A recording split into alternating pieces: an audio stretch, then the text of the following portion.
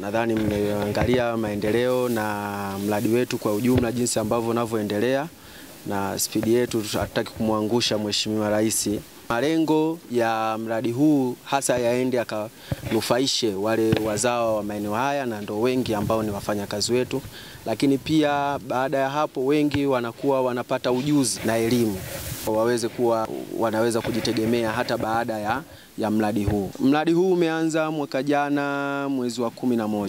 Mpaka sasa hivi karibuni 40% kuelekea 50, kwa sababu bado kutakuwa kuna mambo ya landscaping na vitu vingine vidogo ambavyo vitakavyofanyika baada ya kujenga kwa majengo. Target zetu sisi hapa kwa mpaka mwezi wa 12 kufika majengo yote yawe tayari.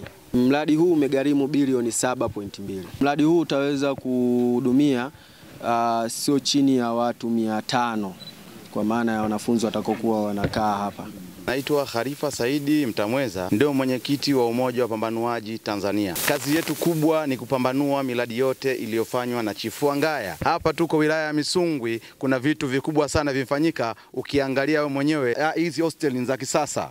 Yaani hosteli hizi kwa miaka ya zamani, nyumba fulani za matajiri fulani hivi. Nimshukuru sana Chifu Wangaya kwa haya. Mzazi anapomleta mtoto wake hapa anakuwa anajua yuko na mazingira salama, sio kama zamani unampeleka mtoto wako chuo, anatoka hapo anakwenda kupanga jirani, na kule jirani nako anaendelea kufanya mambo mengine ya kijinga, anasahau kitu kilichomleta. Lakini akiwa ndani ya hosteli, naamini yale mambo yote ya kijinga hatofanyika, maana atakuwa chini ya uangalizi. Huu mradi unapotengenezwa, maana yake kuna vijana wetu nao wanapewa shule hapo hapo ya kuwa mafundi.